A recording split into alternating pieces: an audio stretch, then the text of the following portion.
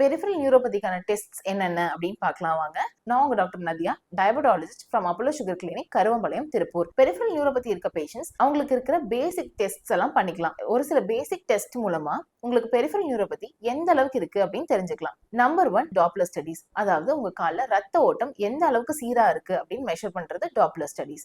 Number 2 பயோதிசியோமெட்ரி.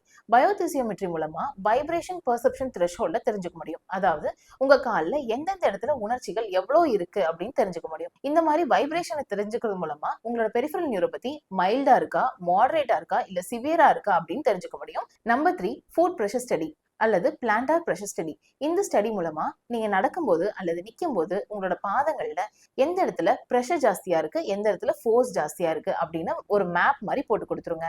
இந்த map மூலமா நீங்க உங்களோட ஃபுட் வேற அப்ரோப்ரியேட்டா டிசைன் பண்ணிக்க முடியும் அண்ட் உங்களுக்கான ட்ரீட்மெண்ட் கொடுக்கறதுக்கும் ஈஸியா இருக்கும்.